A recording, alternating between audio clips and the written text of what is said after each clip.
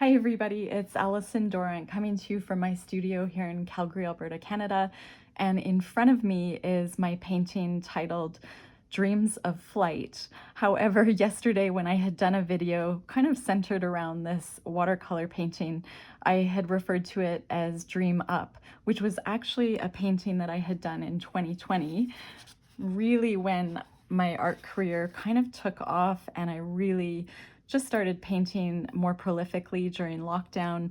And I just wanted to say, it probably isn't really a big deal, but it was important to me that I had the title correct, because when I had said it in the video, in the back of my mind, I was like, wait a minute, that's not the right title. And anyway, so what you're looking at right now is one of my art poetry paintings from 2020 that has been reproduced on 100% cotton rag. You can hear the quality of this paper. It's like a very high quality watercolor paper. So this is archival ink that was reproduced basically into print. And it was when I first started printing and doing my own photography. Well, I was doing my own photography, but sorry, I wasn't printing. I paired up with a local printer here in Calgary. And when I had first started, I didn't appreciate that the prints would pick up the texture of the watercolor paper. So I don't know if you'd be able to see that on camera, but if you look really closely, you can just see the texture of the watercolor paper in this reproduction. And again, if you're new to my channel, my videos are just unedited and it's whatever inspiration comes to me in the moment. So firstly, I just wanted to correct myself that this is the painting titled Dream Up. So it's my watercolor art poetry painting that reminds me of almost like a garden in the sky. And I was thinking of, you know, dreaming up of my favorite colors and mark making. And that was the title that had just come to me. When I first started to do the prints, I didn't appreciate that you can actually edit out the texture of the watercolor paper in the background. And it's all a matter of preference. It's a matter of artist preference as well as, I suppose, art collector, you know, whoever's going to purchase your work. Everyone has a different kind of idea. Some people I find really like this texture. So when I first started out, I would make prints as large as 48 inches, by 38 inches. So a really, really large canvas or giclée print. And it would show this watercolor texture. But then when I started to work with my local printer, Ken Chow from Art Magik, we got to the point where I realized I really like the artwork when it doesn't have that textured background. So I'm just gonna see if I have another one here to show you. Basically, we have edited out the background just to have clear white space, basically, and it really shows the texture of the watercolor work better, I find. So this canvas print is just an example of where we edited out the background so it doesn't show the material I was working on. And why I'm telling you this, because I love sidetracking. I love just whatever comes to my mind. Today, my goal, hopefully, is to do some art poetry paintings with you all, very similar to this style. And I just wanted to say that this painting that I had shown on my video yesterday and kind of centered the video around, this one is titled Dreams of Flight. So this first painting from 2020 is called Dream Up. And then this one, Dreams of Flight. So I feel better just even for myself that because of the swapping of the titles, that's what you're looking at. And these are my art poetry paintings if you're new to my channel, and I reproduce my work, so you're looking at prints right now. Just gonna toss those aside. And this is a fairly recent painting I had done that has been reproduced again onto canvas material.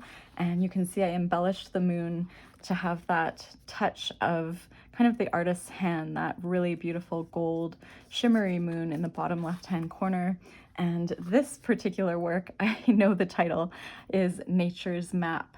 And what I was talking about in my video yesterday was, you know, when we're looking at the blank page in front of us and we're sitting down to paint and create, it can be quite overwhelming.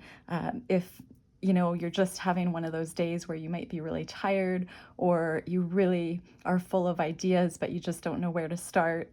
You know, that paradox of choice can be really hard when maybe we have too many supplies or too many ideas. And I love the idea of having a work that maybe you've done in the past that you have come to love, you really like.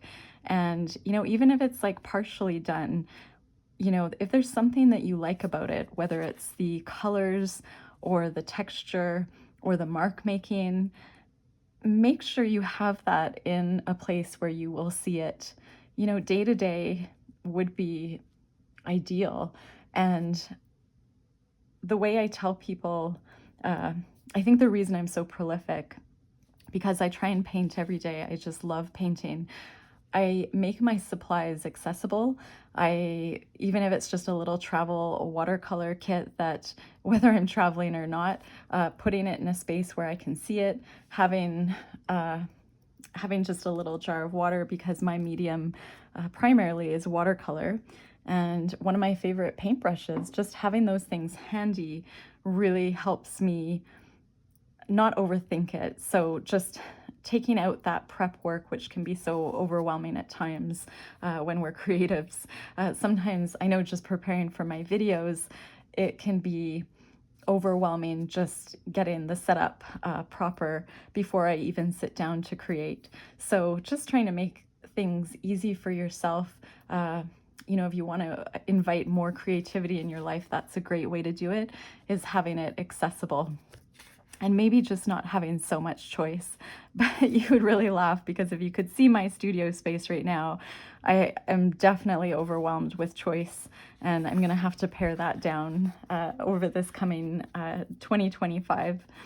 I just wanted to share another art poetry painting. This was more a traditional style for me when I first kind of found my style, or I should say when I first found a style. And this painting reads, "Find magic in each moment." I do love just loose, intuitive watercolor as a background, like doing color craving exercises and just getting colors down that I love. And in any which way, I tend to leave a lot of blank space in my work, but you know, not always. You can see that this painting, which is titled "A New Dawn," is quite different than this painting in terms of composition and, you know, really colors as well. This one is, I find, much more tranquil, calming. You know, there's a lot of soft colors and pastels. And with this particular piece, I still feel kind of a calming when I look at it. And possibly that's just because I was the one that had painted it, and I paint to reduce my own anxiety. I paint for joy, for dopamine, for serotonin. And, you know, the reason I'm painting is to kind of calm my nervous system down. And possibly that's why when I look at it, I feel really calm and really happy. And that's just, again, because this was my hand, that this was, you know, authentically mine as far as my artwork. I'm already kind of trying to wonder where my train of thought is going here. And although I don't have a plan for my videos, I did take the time before I hit record to pull out some of my favorite paints from Beam Paints. So the Canadian company from Northern Ontario, Manitoulin Island, Beam, B-E-A-M paints. These, I have talked about these in many of my videos. I'm not sponsored by them or by anybody, but I do love that they're non-plastic packaging, non-toxic. This is an example of non-plastic packaging, these little shells, which I chose some of my favorite metallics, and I had purchased these from their website. I love that it's woman-owned, Anong Beam, which is, I can spell her name. Where's my pencil?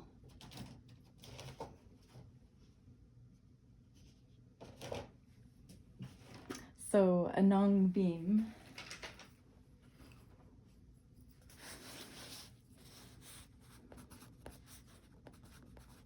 I'm quite sure that's the name of the lady that, the daughter of the family that had run Beam Paints.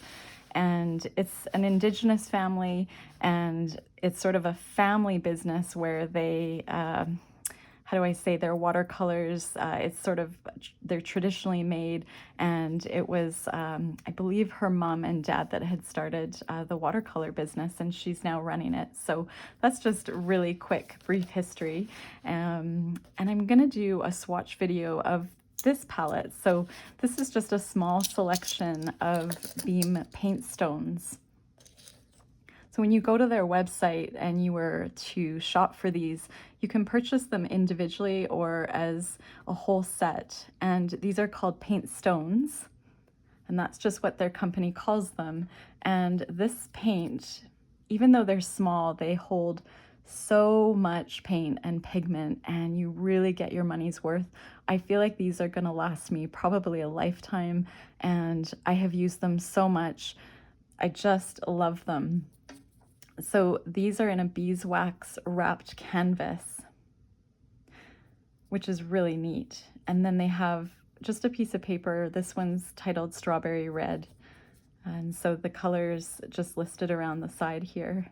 And then I had purchased this, again, non-plastic wood from Northern Ontario, I believe, this palette that holds these little paint stones so nicely. And I also wanted to say, this was a really old watercolor that I had in a tube, and if this was full, I would be able to squeeze it out, you know, when, you know, say I was finished with this palette, maybe I found a different home for my little canvas wrapped paint stones. I could put the watercolor in here and let it dry, probably, you know, at least 24 hours. It would harden up just like these other watercolors, and there's just no waste. There's no need for a plastic tray, and I find these quite portable. I also love, this is another product by Beam Paints. This is a set I love to have in my suitcase and travel with because it has some of my favorite colors on here, plus the metallic. And again, it's non-plastic. It's quite beautiful actually to look at, you know, when I'm doing social media or videos or photography. I think it's just a really neat product, Canadian product. And when I get through all the paint in these little holes, I can also refill with the tube paint.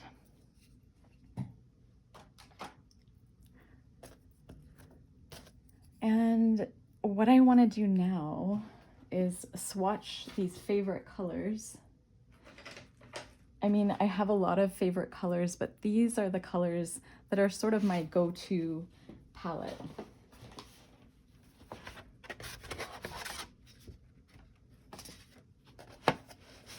And what I'm going to do is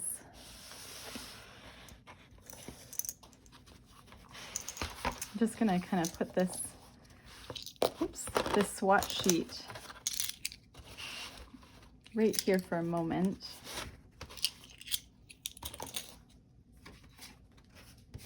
I was doing a swatch yesterday of Paul Rubens' neon colors.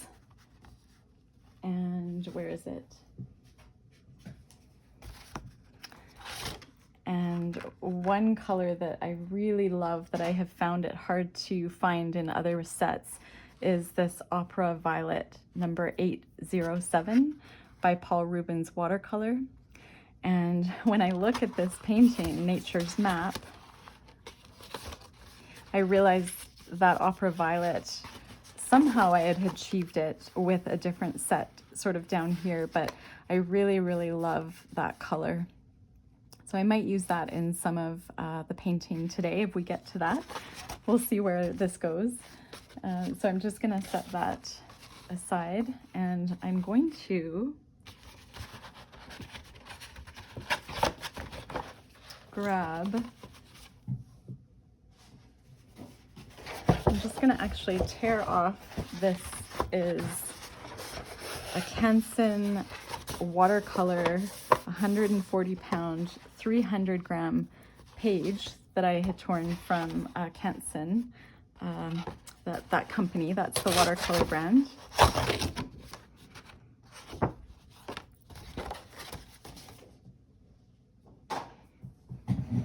And I thought we could just do a swatch of the Beam paints that I really love, and I'm gonna try and use, if again the video allows me to get to that point.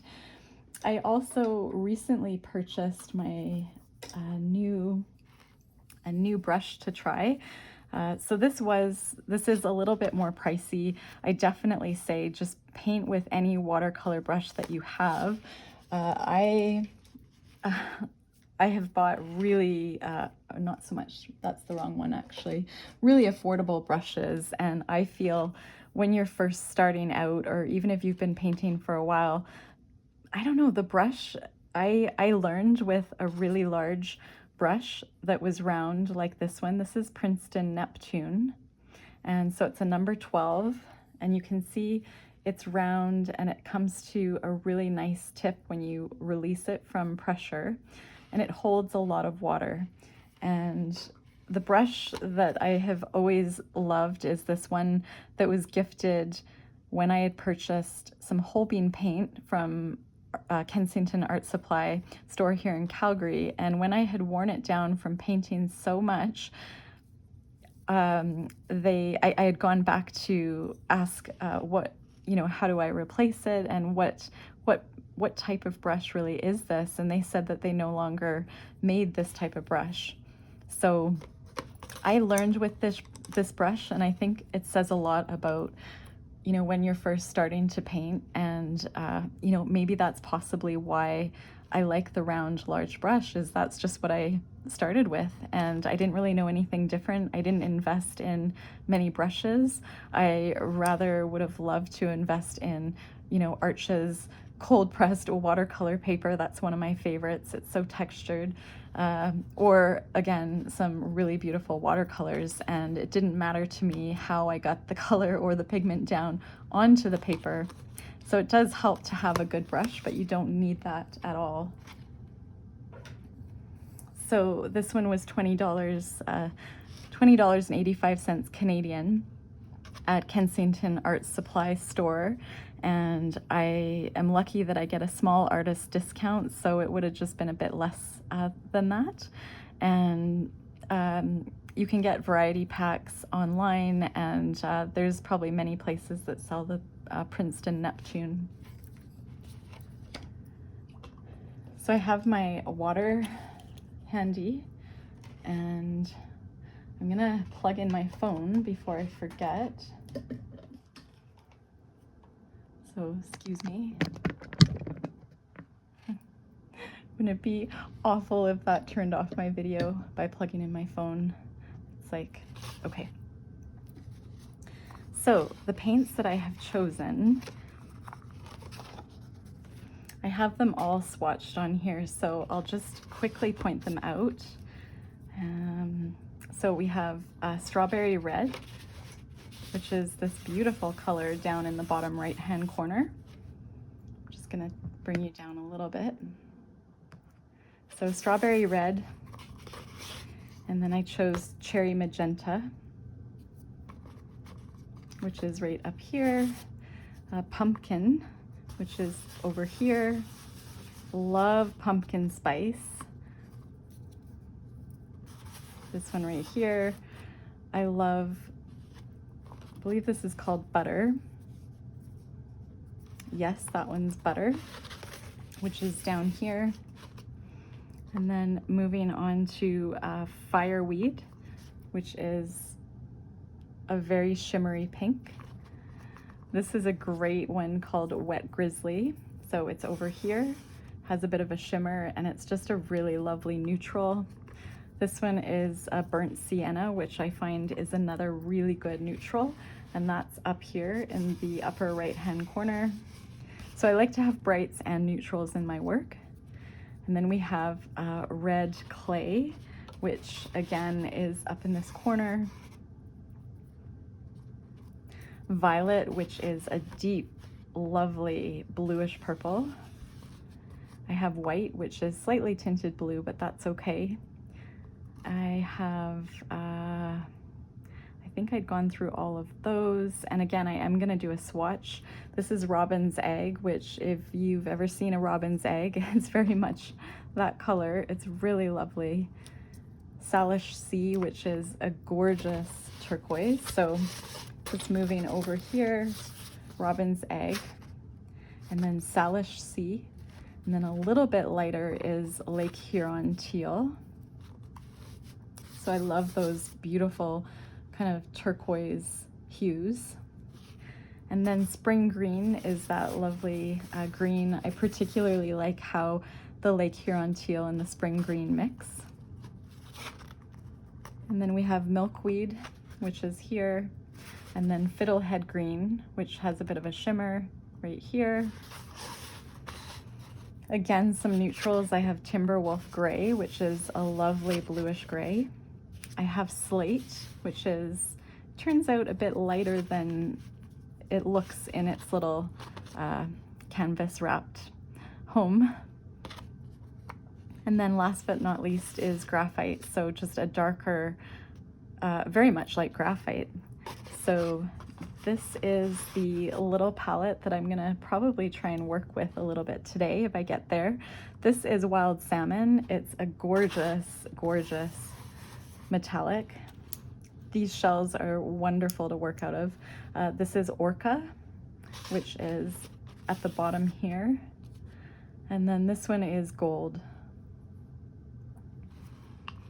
So I'm just gonna tuck those in here and maybe spritz them just so they're wet when I want to go back to them. So I'm just gonna spritz them, not over top of my watercolor here. I'm trying to think, where can I spritz them that won't activate stuff I have, or the floor. Okay, so I get my palette really nice and wet, and then I'll go back to it once it's kind of saturated. So I'm just gonna use a little bit more water on that one there, and we'll see how we do for time to get back to that palette. I love to do swatches. I never did them, but when I got into this community with you all and there was so many requests, I didn't appreciate that it was something that you all would enjoy and that I would enjoy.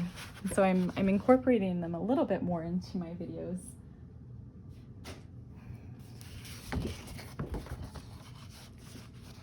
And so, oh yeah, so I'm gonna swatch them.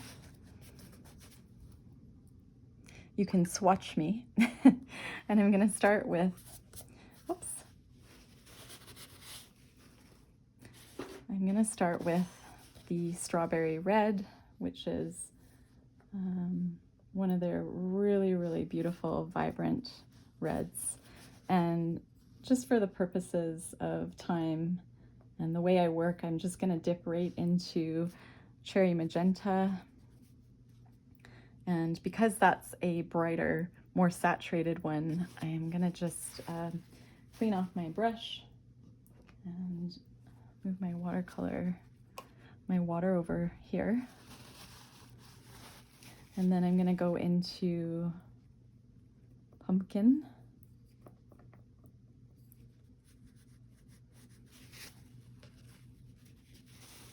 And I'm just gonna go right into Pumpkin Spice. So it will be a little bit darker, but it's so pretty. So Pumpkin Spice is usually a little bit lighter. I guess I don't do swatching in a pure fashion, and that's just how I do a lot of things is, you know, I don't edit my videos because I'd rather spend the time with my family, and it keeps me out of my head. And personally, I think my videos turn out better if I don't think about them and I don't edit them. So there's butter, which I really, really like. It's not so much, well, it's very much like butter. Great name. And then we're gonna dip into, so we have strawberry red, cherry magenta, pumpkin spice, butter, and this shimmery pink, which is Fireweed. I just wanted to double check. I'm just gonna kind of put it down here. And I'm really loving my brush. That was a good investment. It feels so soft and holds a lot of water. And this is Wet Grizzly, which is a really neat metallic. It really is like the fur of a wet grizzly. It's that dark brown, but also like a hint of, I don't know how to, like a warmer kind of pink color, but maybe that's because I just used the Fireweed. I don't know. And then we're gonna do Burnt Sienna. And Burnt Sienna is a good color to mix with brights to get sort of a good neutral. So Burnt Sienna, and then we're gonna go into red clay over here.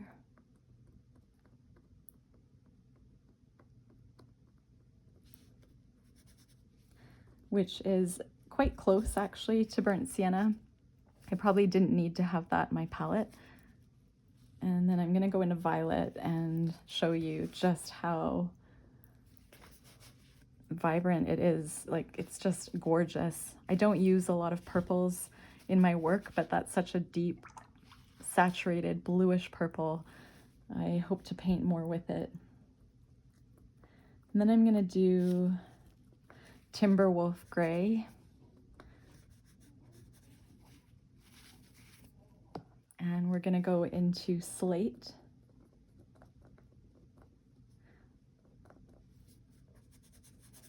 Which is quite a beautiful light gray.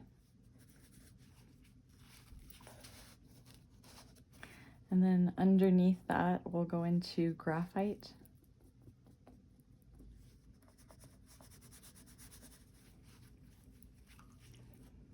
And I'm gonna jump over to this other side. I'm not gonna do the white, but I am gonna clean it up a little bit. I'll add just a bit of water, even though I don't think that's cleaning it up because the water is a bit dirty, but there we go. I'm gonna go to the Salish Sea.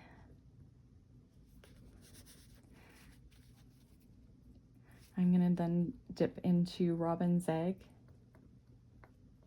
I use that color a lot.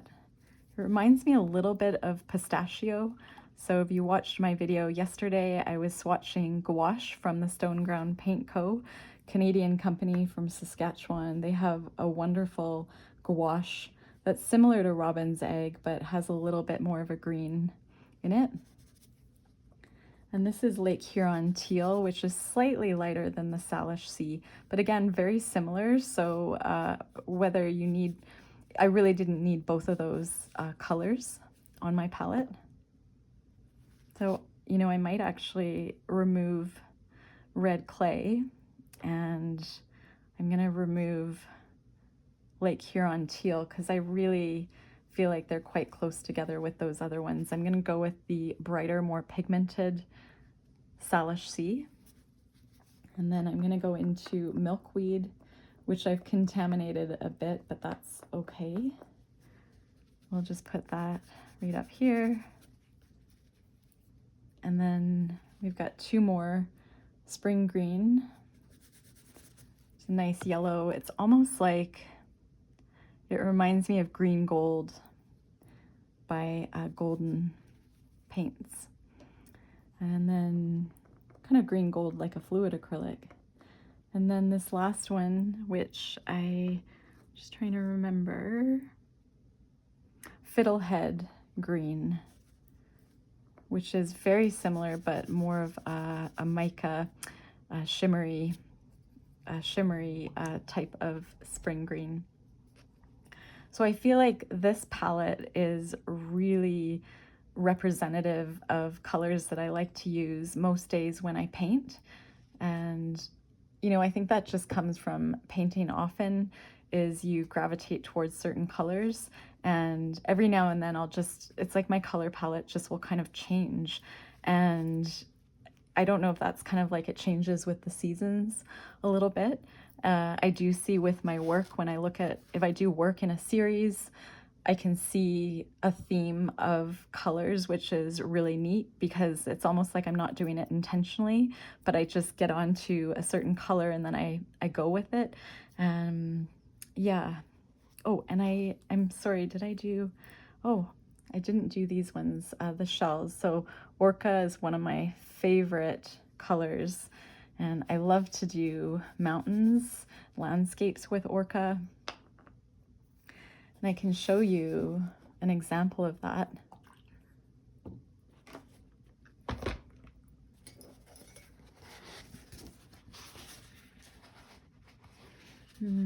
Where did it go? Oh, it's behind me. Okay, here we go. So, oops, oh, hopefully I didn't get, oh, I got a little bit of color on the back, but that's okay.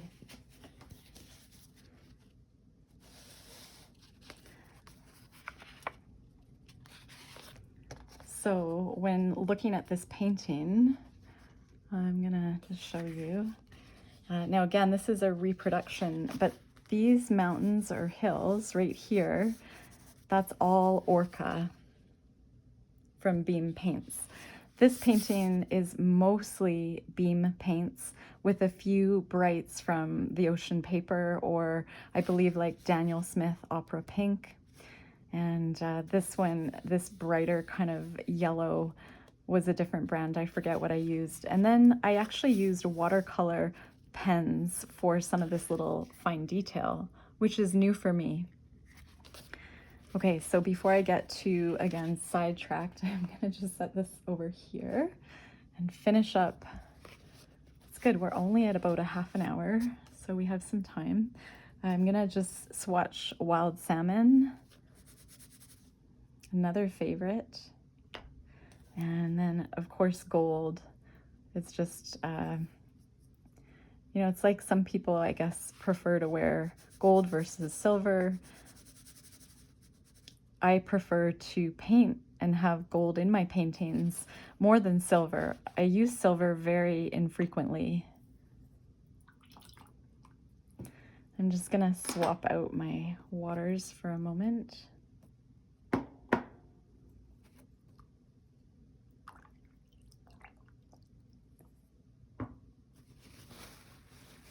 I'm really loving this Princeton Neptune brush.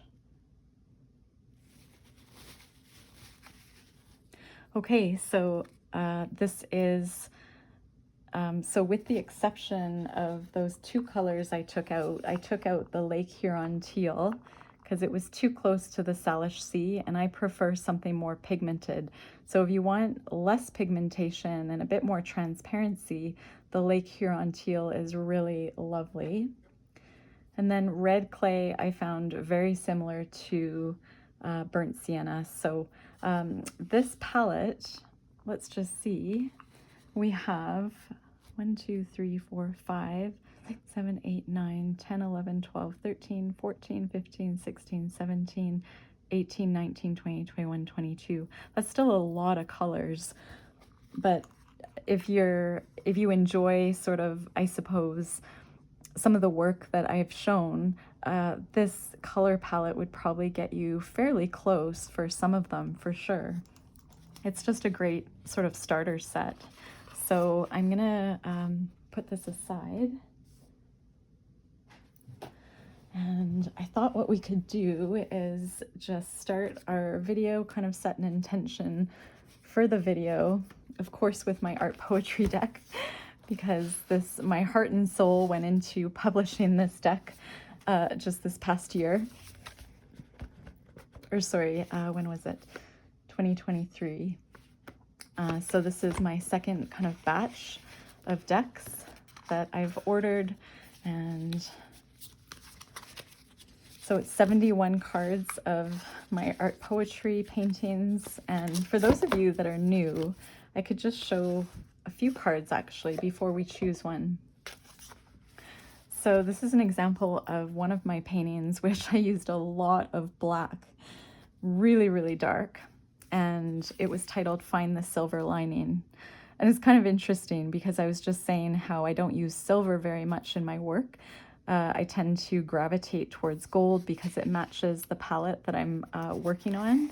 And this one, the title was really easy because I often need to remind myself of, you know, finding the silver lining, finding things that are working well, and, you know, just not letting negativity creep in, judgment, criticism. And I had some little gold, almost like rainbows in the middle of this work. And when I added, I thought it was a gray gel pen, but it turns out it was a silver gel pen. And even though this is a reproduction, on the original watercolor painting that it ended up selling really quickly, but I'd love to show it to you, but I don't have it. And instead of, how do I say, the focus was more on this silver because I thought it was, again, more like a lead pencil. And do I have that? I don't know if it was maybe one of these jelly roll pens, but I had grabbed it and I thought I was using a gray color. Long story short, it had a gorgeous silver shimmer in this line work that I had used. And so it was really easy to name this card with this painting. Actually, the painting, I'm sorry, I'm just drawing a blank. Did I call it? I'm totally drawing a blank, but very similar to Finding the Silver Lining. And yeah, so this is an example of my art poetry painting, one of them. And I have, so different styles. I did a series of girls, but mostly I paint mountains and what I would call like my art poetry paintings. This one I really like, and this one has a lot of dark in it as well. So gather inspiration when it finds you. And this painting, I find it very magical and mysterious. And I almost see like a huge black bird kind of swooping in, almost like nighttime swooping in. And I did title this Nighttime Gathering. And again, it's a painting that had sold, but I chose the words and to include it in my art poetry deck. So gather inspiration when it finds you. And I was painting at night, and it really came out as, again, this nighttime mysterious painting with bright colors and neons, and it's almost kind of like haunting in a way, but also calming. And I find, just, you know, just like I like to do unedited videos, I'm gathering the inspiration when it's finding me, and my art practice is to find inspiration in each moment. And the only thing we have is the moment, the moments of our life right now, and what's going on in this moment. And can we kind of see the beauty in the moment and gather inspiration in the moment? And I'm getting all emotional talking about it.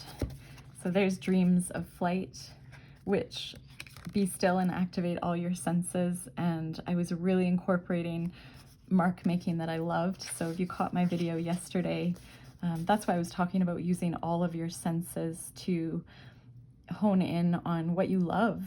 What do you see in artwork that you really respond to? What do you pin on a Pinterest board, say, if that's, say, a vision board? When you're flipping through a magazine, what is it you're seeing? Do you feel something when you're looking at art? And really honing in on all of those senses And I think when I paint, I feel more emotions. I am expressing myself kind of without realizing it. So not only am I calming myself, but I'm also expressing myself in a way that I can't express in words. So this one again, art poetry, super simple. Trust your intuition. And I'm not going to go through all of these, but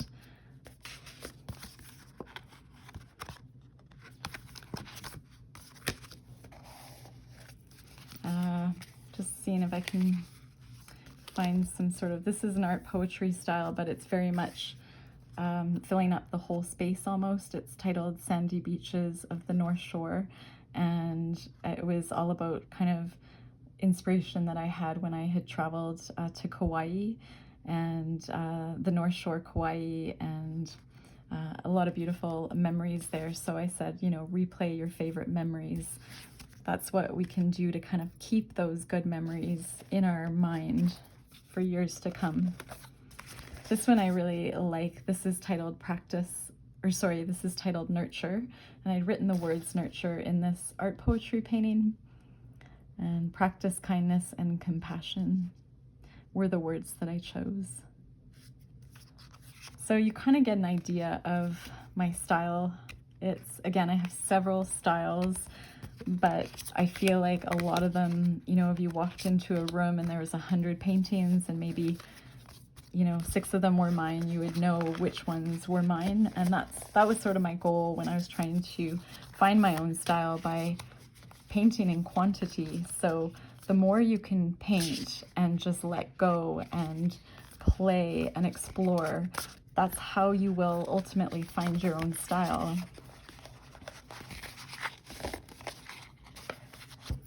Let's just pick this card. Oh, that's so funny.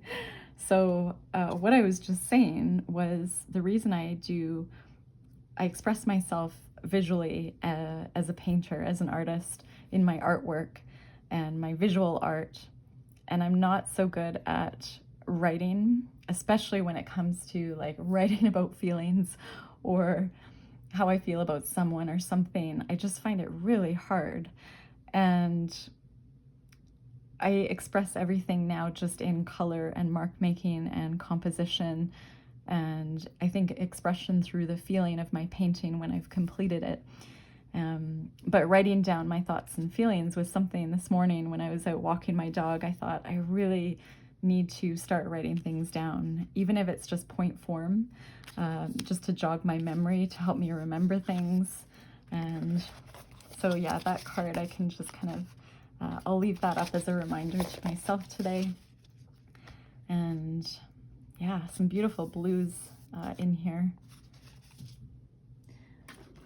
Oh my gosh, we have not painted yet, which, okay, I might just have to do, before I was gonna pull some cards from this art journal prompt deck from Get Messy website by Kaylee Gray, although I might just save that for a moment.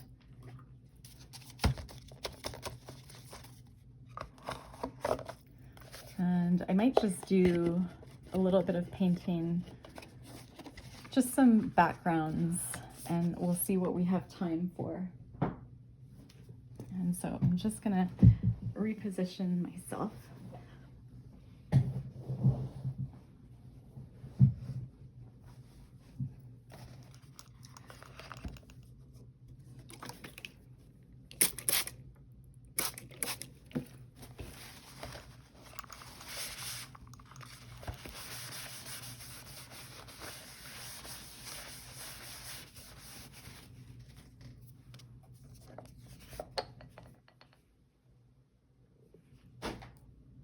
Okay, so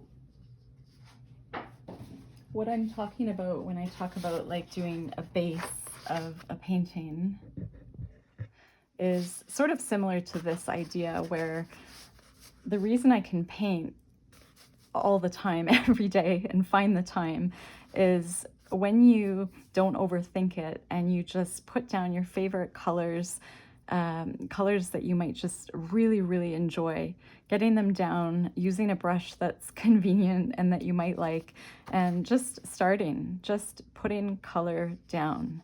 And that can be as simple as just doing a swatch, or it can be, I mean, these are some of the bases that I'd like to go back to. This was a little postcard from Beam Paints.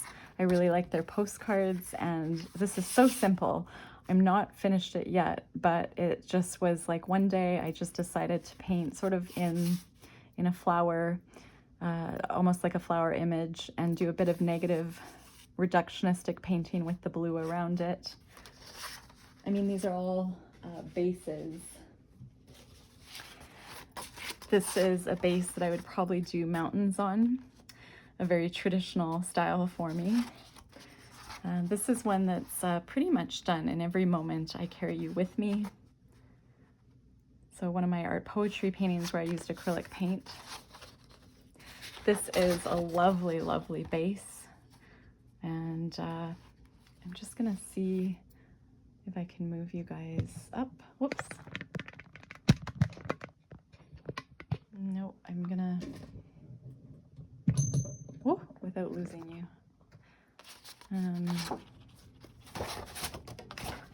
Just there's so many ways of getting color down, and then turning to figure out what is the composition that you think you see and you might like. This is an art poetry painting I did with really affordable watercolors in one of my videos, when I first started doing YouTube, I think last year.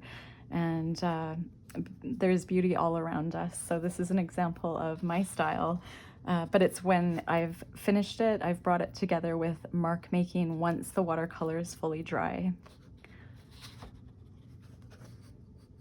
And so this, again, just examples, practicing drips, playing around with different compositions. This one is a painting that I was really wanting to mount onto a little wood panel. I'm just seeing where that wood panel went because I painted the edges and I was ready to do it, but I don't know where it is. And I have to finish this little painting. Maybe we can do mark making on some of these paintings. I do get ahead of myself, but why don't we just start by painting something similar to this with the Beam paint palette that I chose, so you can just use whatever colors and we'll just kind of go from there. And I'm gonna try my new brush. And what I could do is actually just use this piece of paper I have in front of me, which is a very affordable piece of watercolor paper. And I'm just gonna turn it more vertically composition. And this is Canson mixed media watercolor paper, 140 pounds. I'm really saturating that palette. And I just start with a color that I am feeling. This does feel a bit big. Maybe I'm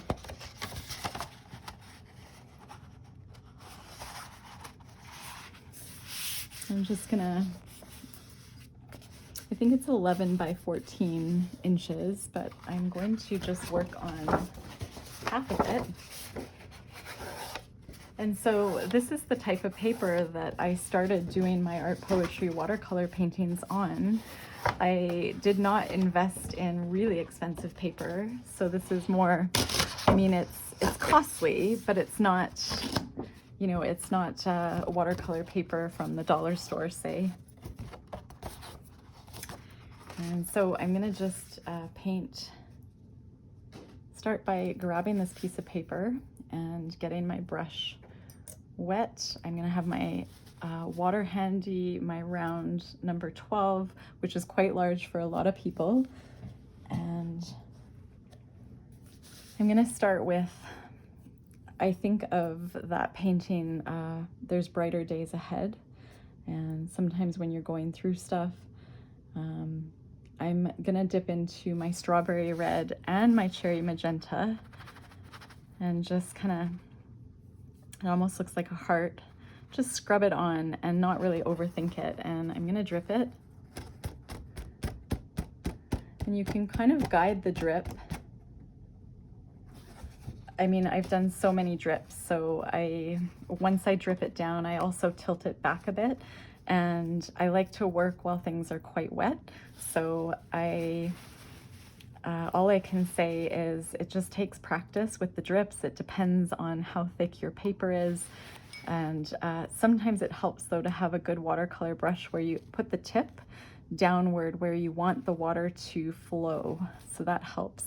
And what I like to do is grab, say, I'm going to do this pumpkin spice. This is a shimmery, more transparent, analogous color. So a color that sits, it's a warm color. So just like cherry magenta and strawberry red, they sit next to each other on the color wheel. And so I just pulled out a little bit from this area of my drip and I blended it into what was already wet. I'm just seeing if you guys can see. And so I like to do my gardens in the sky, my there are brighter days ahead, art poetry this way. I'm gonna just use butter, this very opaque, and I'm gonna touch it and pull it upwards and just let the watercolor do its magic. So not controlling it, but I'm so comfortable with painting this style. You can see I'm just sort of letting go. And I paint fairly quickly. I'm gonna add this butter color up above into the sky.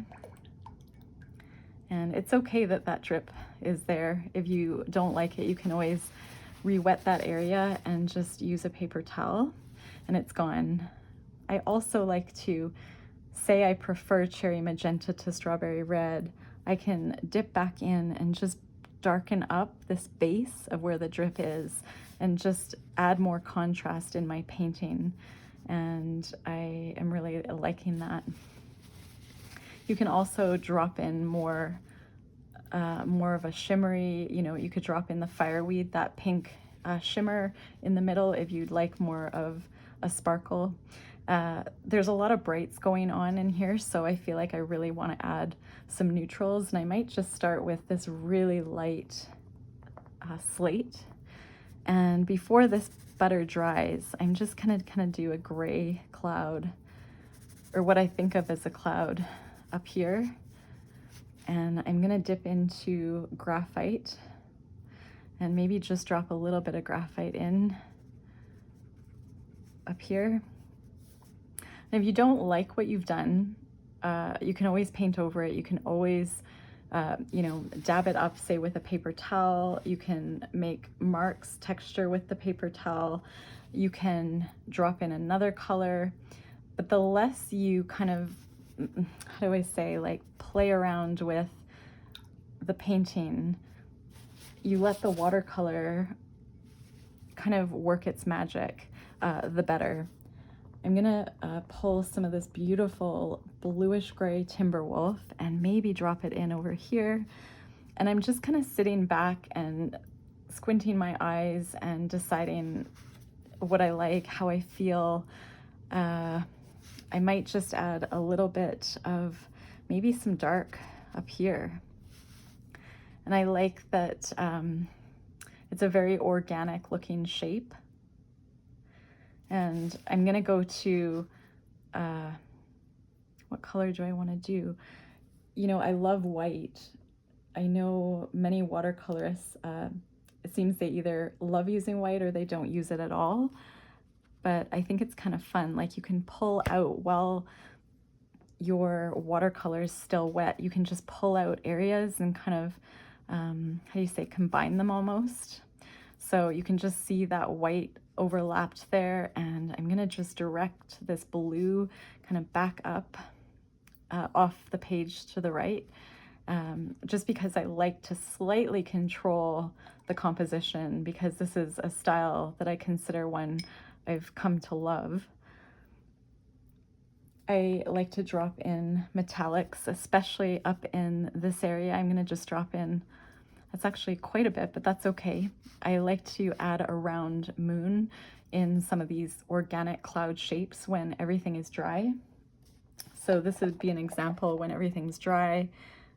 This is sort of what I would call a garden in the sky, and it's ready for mark making. And these are colors, I don't often combine these blues with the bright reds. I would like to maybe venture out. I mean, you can definitely just leave it as is, and then you can go back over top with more watercolor if you decide to, you know, after it's dry, and then you get a real beautiful transparency. I'm gonna, though, go into pumpkin, not pumpkin spice, so just pumpkin, the opaque one. And before some of this area dries, I see it's wet here. I'm just gonna pull it up a little bit and pull it up into this area. And I'm gonna go and add in maybe some of that robin's egg, just trying to decide what I wanna do. Do I wanna add in the green? I might add in, is this one milkweed? Yes, milkweed. I'm gonna add in this milkweed just a tiny, tiny bit. Trying to decide, where do I wanna put it? Maybe over here. Whoops, and there it kind of did its thing. And maybe adding in a tiny bit over here, just dropping it in. And just looking at it run. So I almost see like a lady with a really big wig and her nose and facing this way, looking upward. I love how you can see the watercolor, the pigments kind of move into each other. So, and this again is very affordable paper, like it's a step up again from student grade, but look at the blooms. So when I say blooms, I mean just those gorgeous, almost snowflake patterns that you get when you're just not controlling things. And, you know, say when this is dry, I just can't unsee this lady, this face. You can just paint over it. You can use acrylic paint, which is more opaque. You can maybe add a darker watercolor over top and just change that composition so it doesn't look like a nose. And maybe you like that you are starting to see faces, maybe relatives, or, you know, it's kind of magical when you see things appear. My mom often says she can see horses appear in some of my abstract paintings, and it's not until she says that and I look at it and I'm thinking, wow, that is so cool, because one of my passions is helping preventing horses to go overseas to Japan from Canada and US for slaughter. And that's all I'll say about that. I'm just adding in a bit of orca, and I feel like I could add in, maybe I could just break up, this is so light over here, just a little bit of orca over here, and I'm gonna dab, I have quite a bit of water.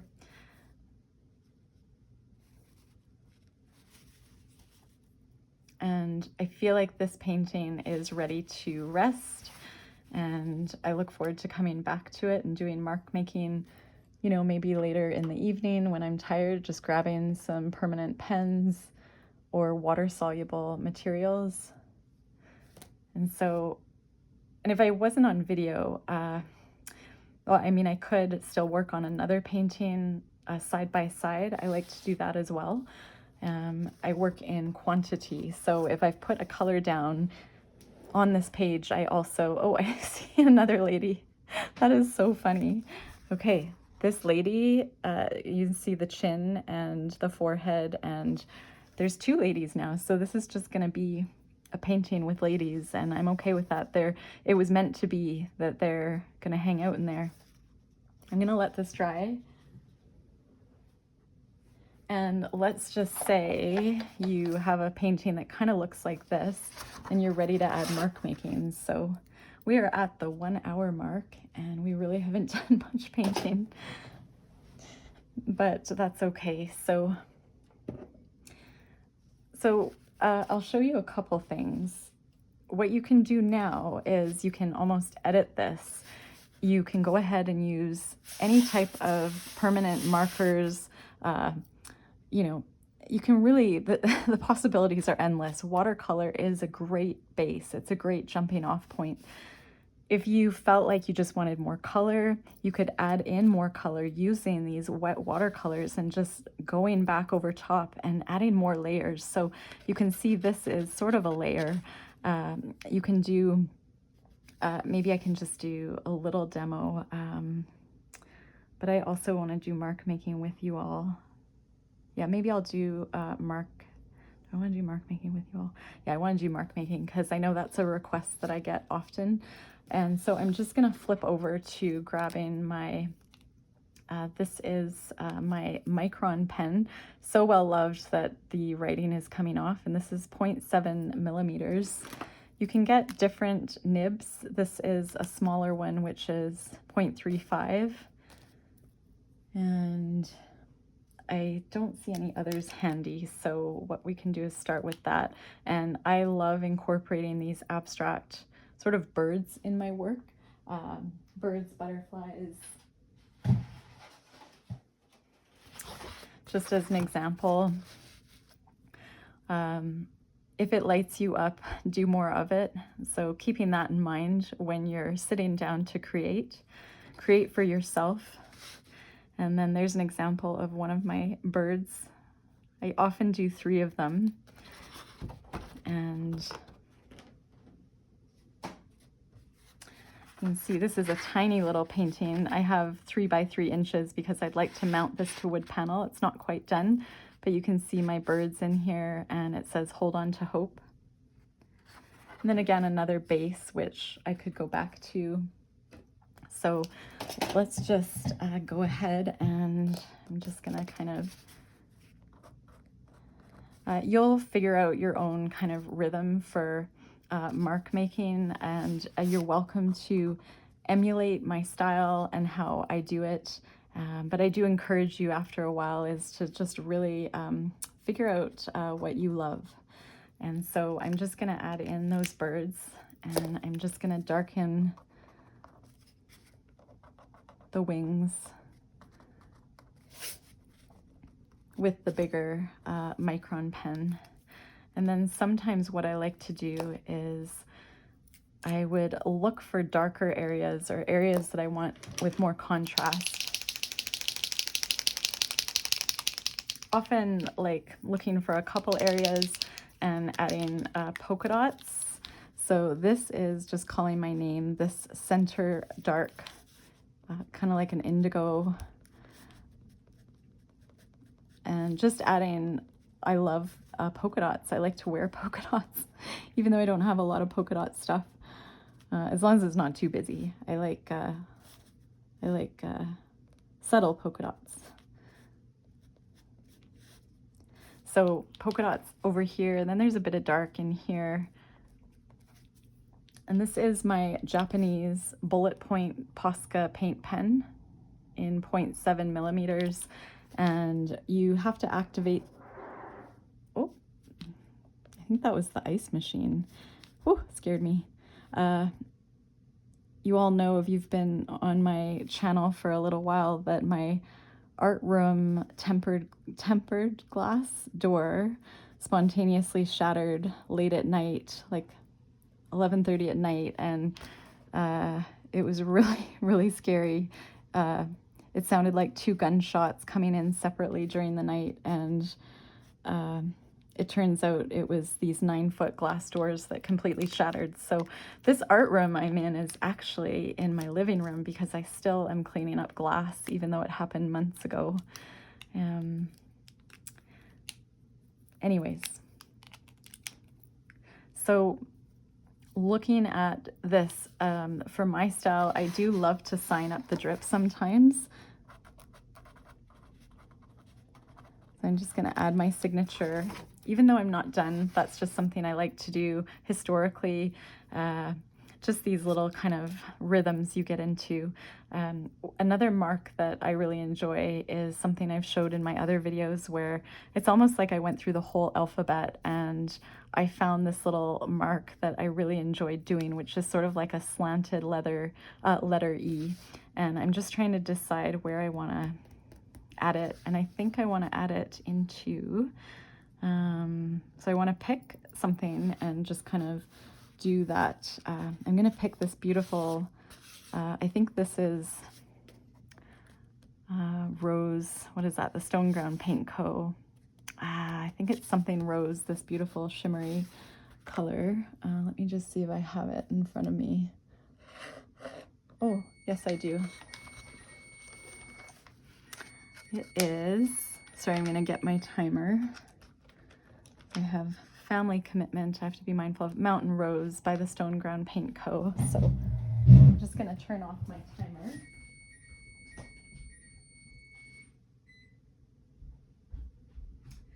And we'll see if we can finish a little bit of mark making. So I'm gonna do my signature E. And one thing I have to say is working quickly, it works in my favor when I'm working on these little paintings. So I've done so many of them, I get used to my rhythm, and but working quickly is very helpful. I'm gonna write on here the words before I go any further. So I'm actually gonna write, instead of "there are brighter days ahead," I'm just gonna write "share your calm," which is kind of what I'm trying to do with these YouTube videos. So sharing something that makes me feel very calm, as I would love for everybody to kind of have that same outlet of expression. And right now I'm working quite quickly. I have my medium tip Japanese Posca paint pen in bronze, number 42, and just adding in a little bit of bronze in there. And immediately I want to, oh my gosh, I have so much surrounding me, so many art supplies. It's like art heaven going on. Very grateful. I'm gonna grab some of my Neocolor Caran d'Ache Supercolor Soft watercolor pencils, and just picking a few different colors. I'm trying to see what colors I'm gonna use.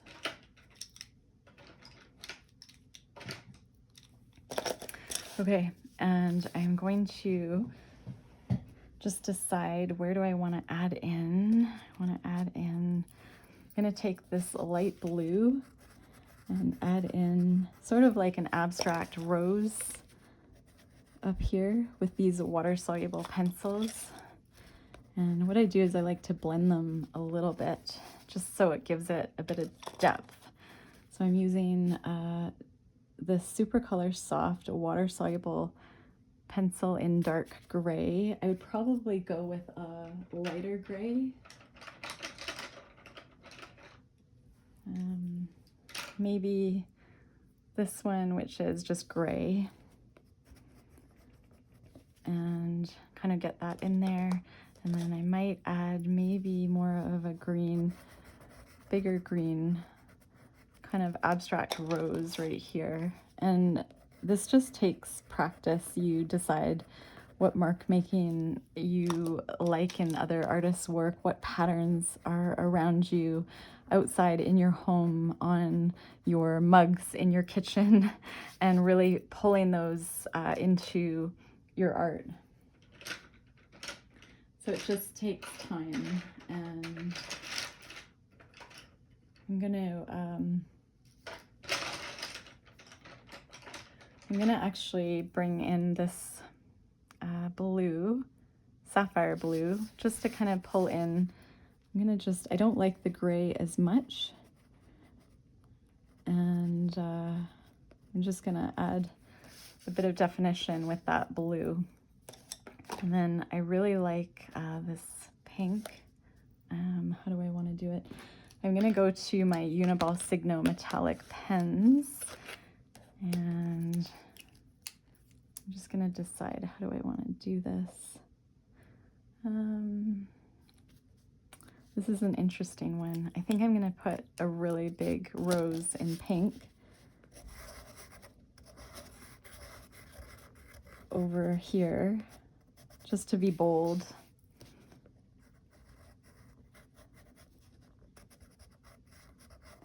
And you can always wet these water-soluble crayons after to make an even more interesting look. So I'm just doing some loose kind of line work in here. And I feel like I want to add in maybe some black kind of swooping lines. And I think this pen is probably too thin, but we'll see. I'm just going to add in, just kind of add in sort of these swooping lines in here, and maybe adding some lines kind of coming down.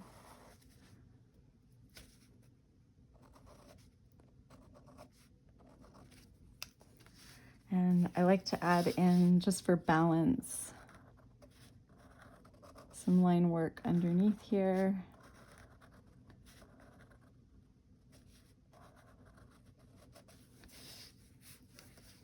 And maybe kind of going across down here. I see this pen is running out a little bit, so I can always go back over it later. As you kind of get the idea. And just deciding where do I want to go from here. I'd like to add in more white mark making maybe. Just deciding where do I want to put that. I'm gonna draw sort of a leaf shape up in the corner with my white bullet tip Japanese Posca paint pen. And looking for other areas that I might see things from nature that I want to kind of incorporate, and I'm pretty happy with that.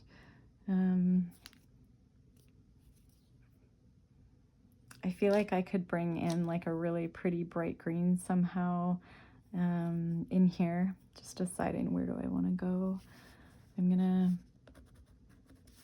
just test out this. It's like a Kelly green.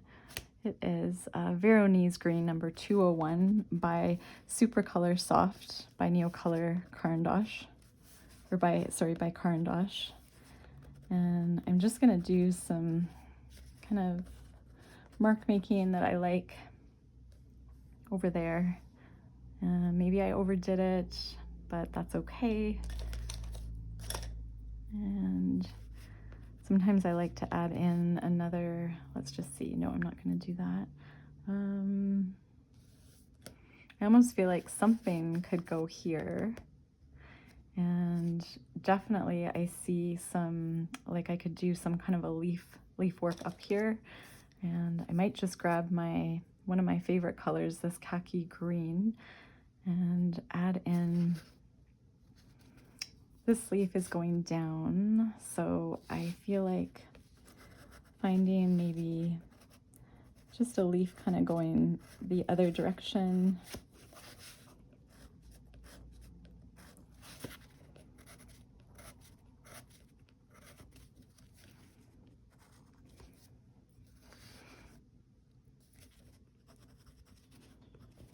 And sometimes what I like to do is find, so this is an even darker color. This is, where is this?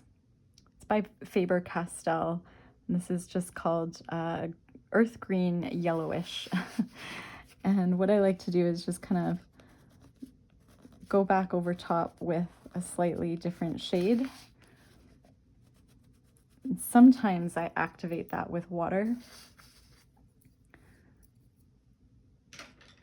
And what I also want to do is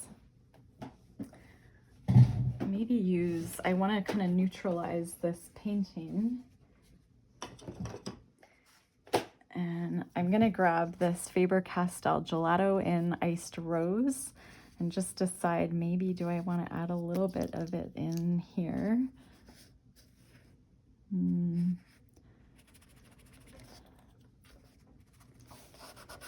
Just smudge it in. It's almost like a chapstick. It just gives that a little bit of a shimmer up there. And then I want to add something in here, maybe like a darker blue. Just gonna move some of my art supplies.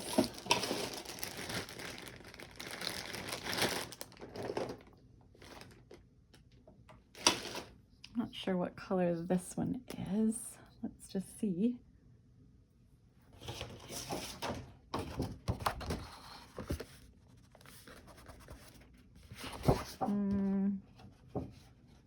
I think I want more of a blue.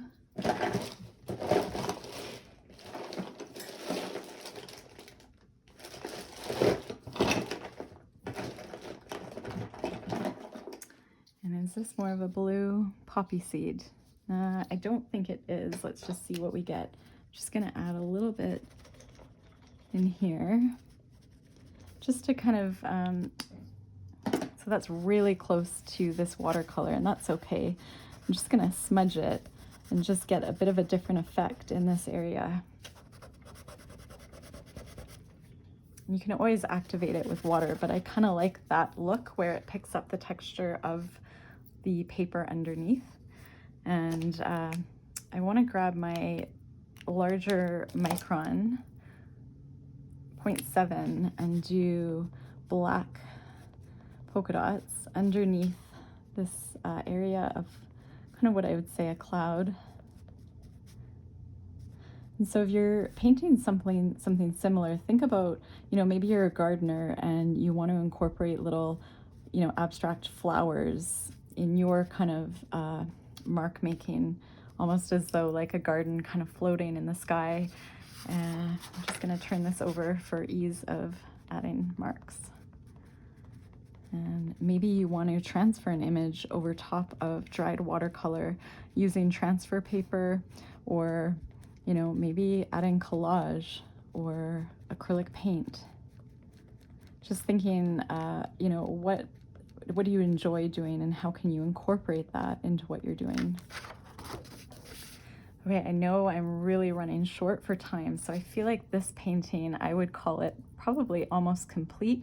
I would want to sit with it and put it on my fireplace, look at it when my husband and I relax in the evening. I just want to use my paintbrush and soften some of those lines of the rose.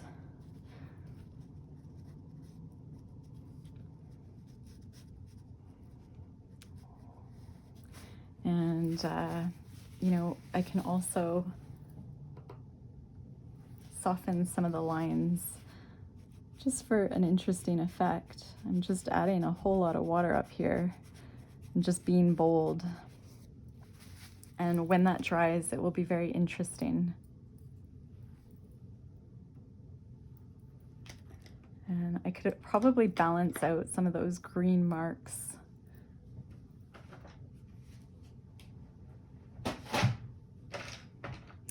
Maybe by adding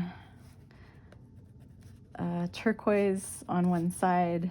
I like to do that, like choosing two shades and doing mark making. I kind of like that, where I'm adding just variety and a bit of depth with two different shades of my water-soluble crayons. So this is Malachite Green number 180. And I could always add a few over here as well. So I'm just gonna turn it upside down.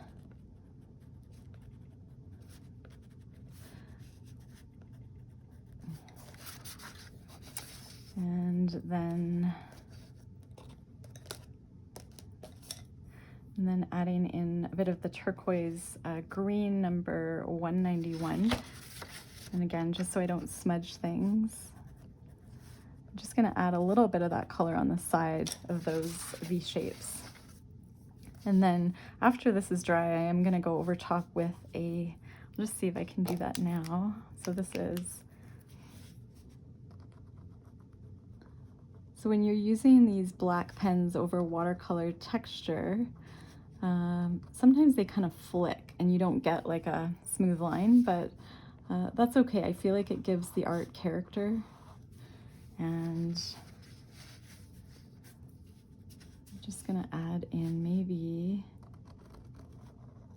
one more line there, and I'm gonna add, just to kind of balance it out, a bit of dark lines here, and maybe one here.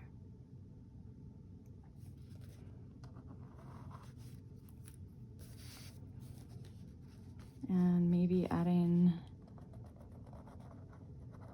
one darker one up here. So that is an example of mark making that I like. I've gotten into a bit of a rhythm, and you know, I will again sit with this, look at it, go back to it, and just, you know, when I sit down to paint next, I know what I really like about the painting, what maybe doesn't appeal to me, what do I see from a distance? Do I see ladies' faces? Do I see animals, horses?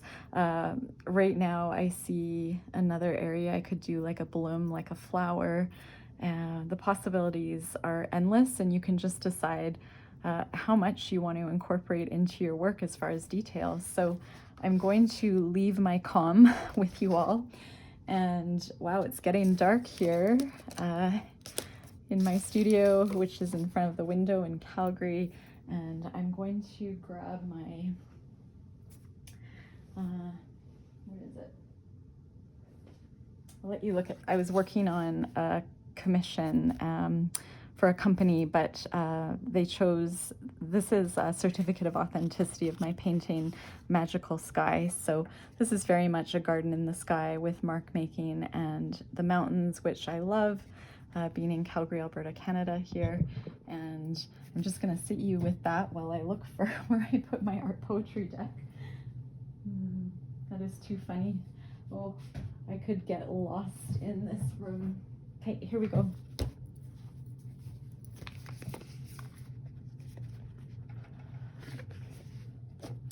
So one of my goals, my intentions, which I hope to start this evening, is just to start jotting down little bits of my day, even if it's just super basic, you know, did a YouTube video, maybe, you know, had a headache today, or, you know, something about how I was feeling. It's just really helpful to look back. And I just find for myself, it jogs my memory if I can do that in my days, just write down little notes. And I think when you get in the habit of writing down,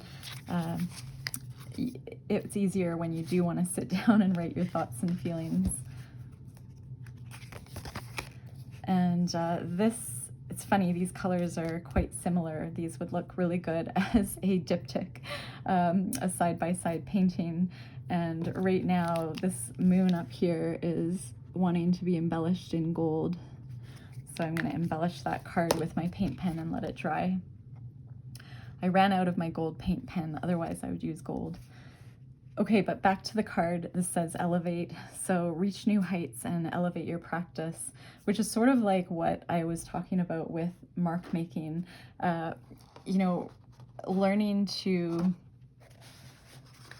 the more you paint, the more you do these loose backgrounds with any type of paint, whether it's acrylic or watercolor or collage, you know, figuring out what mark making you love, how can you take it to the next level? So obviously, once you've been creating for a while and you feel like you're kind of, you've gotten your feet really wet, how can you step it up a notch?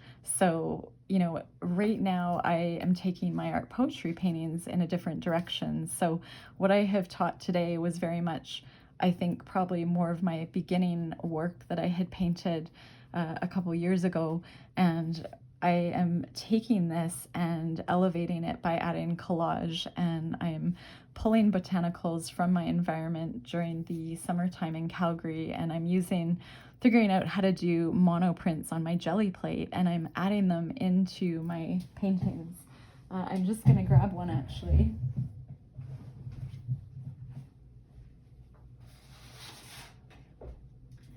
So,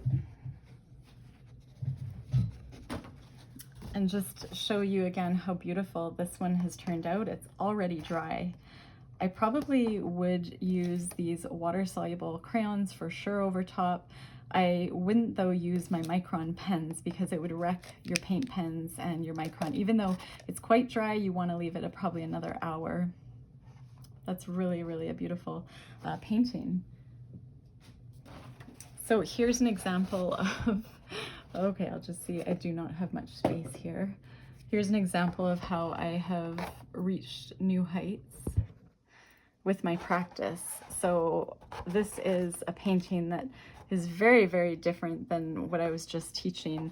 It's a very full composition. I know part of it's cut off, it's quite large, but in here is botanicals from floral bouquets and from my garden on collage paper, tissue paper, different types of papers, and they're painted papers, but I really, really love that in my work and how it's sort of, I would say, it's elevating my work to new heights. And if I was to document, you know, say today what we did and document how my practice has changed, my art practice. So, you know, writing down, say my husband came home with this beautiful flower bouquet and I pulled off a leaf and I quickly made a jelly print, a mono print of it, and then glued it down into my art poetry painting. If I dated this painting and I also had a journal that I had at my bedside, I could flip through and say, oh, this is from the bouquet from, say, September 24th, or, you know, pick a date. That's actually my mom's birthday. But yeah, Mom, hello, I'm thinking of you. I know my mom watches my videos, so okay. But thank you so much for joining me today. I hope you found this helpful. I appreciate you so much, all your feedback, your comments, your encouragement. This really helps elevate my practice by teaching what I have learned, and I just hope to have inspired you somehow. So thank you, and I will see you soon.